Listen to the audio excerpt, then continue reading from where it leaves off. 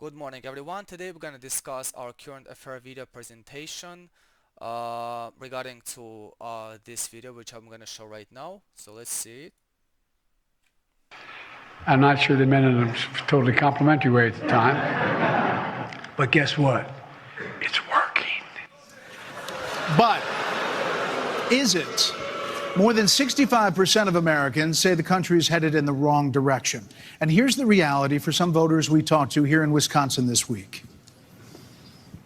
We have noticed a dramatic increase in prices at the grocery store just across the board. Gas is high and food is high. A lot of people out here homeless because they can't buy food. It's tough when you got mortgage rates at 7-8% versus 2 to 3. It's just you can't afford the house anymore. Inflation is ridiculous. Lord knows they all just wanna have total control. Wanna know what you think, wanna know what you do, and they don't think you know, but I know that you do. 'Cause your dollar ain't shit, and it's taxed to no end, 'cause the rich men. It means our country is in decline. This decline is not inevitable, it's a choice. We need to send Joe Biden back to his basement and reverse American decline. And it starts with understanding we must reverse Bidenomics so that middle-class families have a chance to succeed again. We cannot succeed as a country if you are working hard and you can't afford groceries, a car, or a new home, while Hunter Biden can make hundreds of thousands of dollars on lousy paintings. That is wrong. We also cannot succeed when the Congress spends trillions and trillions of dollars. Those rich men north of Richmond have put us in this situation. And finally, we need to lower your gas prices. We're going to open up all energy production. We will be energy dominant again in this. As we can see, our problem, our issue in this discussion is going to be, is our country headed to the right direction? As we can see by the definition, looks like it's not. So let's discuss that argument. The argument presented in this video clip is that the President Biden economic policies, Bidenomics, are not working and that the country is in decline. The Speaker Governor Ron DeSantis claims that Bidenomics are responsible for the high inflation, high gas prices, and lack of economic opportunities for middle-class families. He proposes that reversing Bidenomics, implementing new policies, will make our country energy independent and dominant, and that will lower our gas prices. As we can see, our premises are that President Biden economic policy Bidenomics needs to be fixed, the country is in decline, Bidenomics is responsible for inflation and high gas prices, and lack of economic opportunities for middle-class families. Reversing Bidenomics, implementing policy that will make our country energy dominant and will lower the gas prices, will improve the economy. As we can see, our conclusion in this argument is that country is in decline and the economy will improve by reversing Bidenomics. Reasoning is the mental process of drawing conclusions from evidence. Deductive arguments include premises that demonstrate the conclusion. Considering the premises and conclusion, we can state that the argument uses inductive reasoning. The premises support the probable truth of a conclusion and are specific examples of the problems with Bidenomics. The conclusion is a general statement about the need to reverse Bidenomics. One of the four types of inductive arguments are causal arguments, which have a cause and effect arrangement. The causes in the premise describe how and why the economy is in decline by stating claims such as high gas prices and lack of economic opportunity for middle-class families. Okay, so one of the cognitive bias that we took out is a confirmation bias because the government argument is likely to appeal to people who already believe that Bidenomics is not working and that the country is in decline. So those people who will search for that information will find it in order to prove them right. The confirmation bias is where people tend to seek out and interrupt information in a way that confirms their existing beliefs. And also you can find that information in the media like Facebook or Instagram. Another there's a rhetorical device, which is appeal to emotion. The governor uses appeal to emotion throughout his argument to persuade the audience to agree with him. The examples such as reverse American decline encourages and middle-class families have a chance to succeed again, uses a pity to appeal to the audience's emotions and make them more likely to support his position. The governor's argument also contained some logical fallacies, one of which was the ad hominem fallacy when he was attacking President Biden's son, Hunter Biden. Ad hominem attempts to dismiss a source's position by discussing the person rather than the idea itself.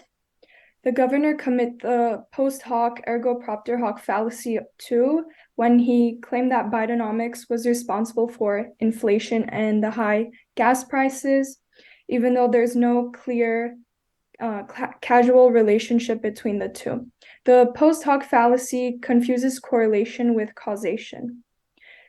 The governor also had rhetorical repetition by constantly repeating the phrase, "we will," to make this message stick to the audience, and the audience was actually giving a round of applause each time.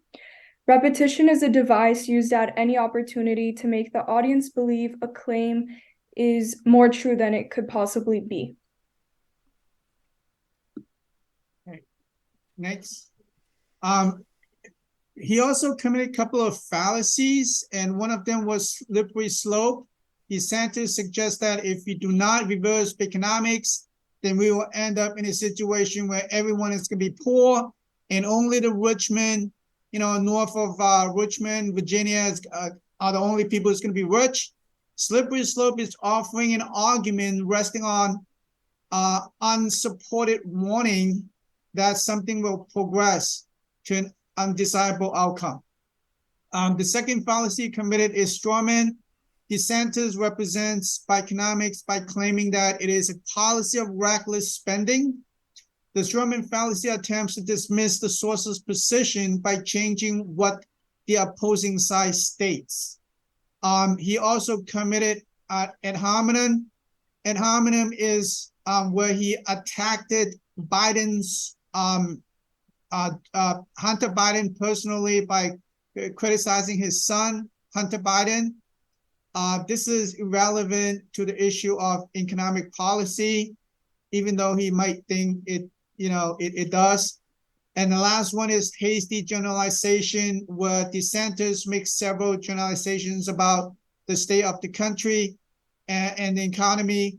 For example, he says that the middle-class families can't afford grocery, a car, or a new home loan, and that those rich men north of Richmond are the one that put us in this situation. These generalizations are not necessarily accurate.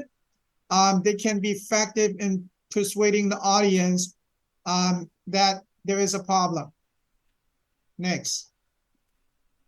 We Nicole. believe that the class concepts such as fallacies and rhetoric devices are used purposefully in Governor DeSantis' argument. He is clearly trying to persuade the audience to agree with him that Bidenomics is not working and that the country is in decline. A fallacy is a logical error that an individual may use intentionally. DeSantis uses these fallacies intentionally to encourage and persuade people to believe that Bidenomics must be reversed as it is causing the country to decline. When a claim conflicts with what we have observed or have come to know through credible claims, it may seem weak and less credible. The credibility of DeSantis' claim may be credible or non-credible based on if the individual believes if Bidenomics is beneficial or not. If the claim conflicts with background information, there will be low initial plausibility. So we do believe that the argument may be weak in the sense that DeSantis includes some political bias, as both sides of the story are not being told of how Bidenomics could be useful or the pros of it. The use of the class concepts can make the governor's argument more persuasive to people who already agree with him. However, it can also make his arguments less persuasive to people who are undecided or disagree with his states. It is important to be aware of the class concepts when evaluating the strength of his argument. Overall, his use of fallacies and unsubstantiated claims is a poor way to persuade people. It's likely that he's aware of the potential impact of his words and that he's choosing to use them anyway in order to manipulate the audience. However, this approach is likely to backfire in the long run because people will eventually see through his deceptions. So let's conclude our ideas that the Governor DeSantis makes a convincing argument that biodynamics is not working and that the country is in decline. However, his argument is based on number of assumptions and logical fallacies. It is important to be aware that of these limitations when evaluating the strength of his arguments. So was the argument convincing, and what is our position? As the Governor DeSantis argumenting is suspicious due to less initial plausible, we believe it's not convincing. We need more information to learn about the biodynamics in general and the evidence supporting DeSantis. Also, our viewpoint is that it is important to be critical of all political arguments and to consider all sides of an issue before forming an opinion. Okay, Thank you so much. Show the reference. That's a reference. Okay, that's our Thank you so much. presentation. Thank you.